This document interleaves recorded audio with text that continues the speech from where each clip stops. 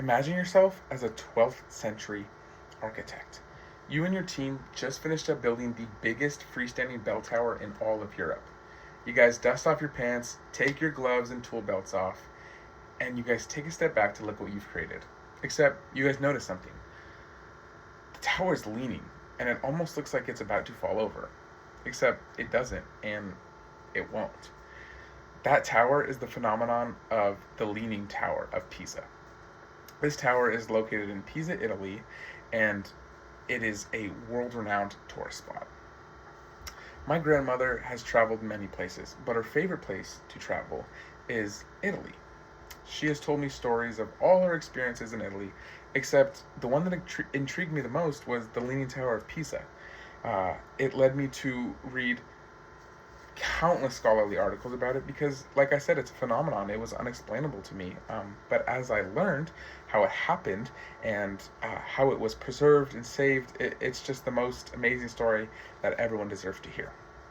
So, even without this tower's lean, it would still be incredible and world-renowned. Like I said, it was the biggest freestanding bell towers in all of Europe for a very long time. A book named Civil Engineering, March 2002, stated, "As it stands today, the tower is an architectural wonder." Like I said, this tower is a very unique phenomenon. So today we will be talking about the history of the tower. Then I will explain to you how the lean came to be. And then finally, I will tell you how this tower was preserved and saved. So first, let's start off with some history of the tower. The Leaning Tower of Pisa is a medieval tower that is world-renowned for its lean, and it is a very famous tourist spot. At first, it started with a 0-degree tilt, but at 0.05 inches per year, it started to tilt south. In this visual right here, you will be able to actually track its lean, starting with 0-degree tilt when it was constructed, and then as time went on, it started to lean more and more all the way up to the year 2000. As it stands now, the Leaning Tower of Pisa is a very important tourist spot and actually a very large moneymaker for Pisa, Italy. Many people go there for photo ops. They do the illusion where they try to act like they're holding it up, and it's all good and fun. But at the end of the day, it is a very important piece of Pisa, Italy. So this construction on the tower started in 1173, and it didn't open until 1372. This was supposed to be the third and final piece of the cathedral complex. So Pisa, Italy is actually right in the heart of Tuscany. It is a beautiful city with lots to offer. I won't get into that. However, its most famous and most important part of the culture is the Leaning Tower of Pisa, and it is very important to the people there. On that cathedral complex, there are actually 4 structures. Third being, like I said, the Leaning Tower of Pisa. First came the cathedral in 1118, then the baptistry in 1152, like I've said, our beloved tower, 1173, and finally the cemetery came along. The fourth and unexpected structure came in 1278. Now that we know a little bit of history about the tower, let's get into how the lean came to be. So, this tower was actually built on soft foundation that allowed it to sink and lean. So, an article from the Smithsonian, June 2001, stated, the architects had unwittingly planted it directly on top of the soft alluvial silt of a buried riverbed. So what this means is it's very soft soil and it's a very heavy building, so it starts to sink, and then at one point it started to leak.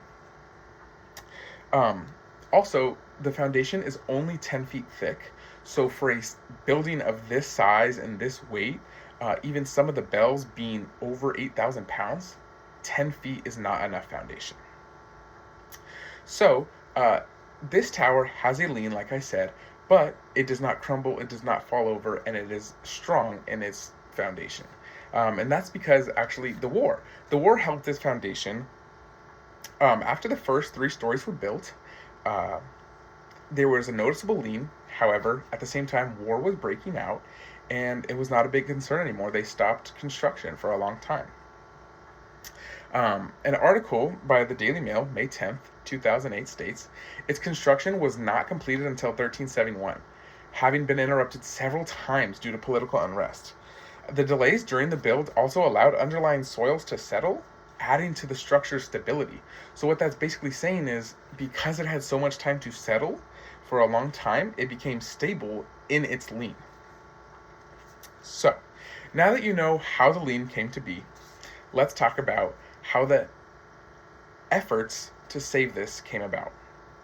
So, there were many efforts over the years to try and save this tower. It was rumored that when construction resumed after the war, that it was supposed to be built taller on one side that was sinking, except that just made the tower sink more.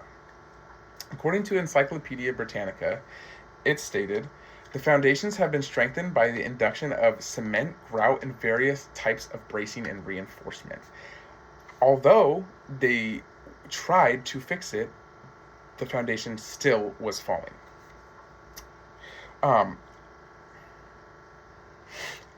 So they needed to come up with something to fix this. In 1990, the Leaning Tower of Pisa went under major construction. A transcript from NPR's Morning Edition, November 22nd, 2018, stated, the tower in Italy tilts 13 feet towards the south. So to stabilize it, work crews spent years removing earth beneath the north side. They were very careful about this, very meticulous, and they removed earth from the north side so that it would sink in level with the south side.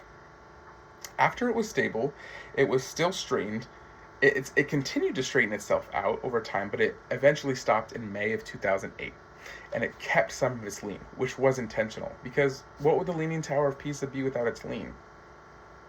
The Tower of Pisa? I guess.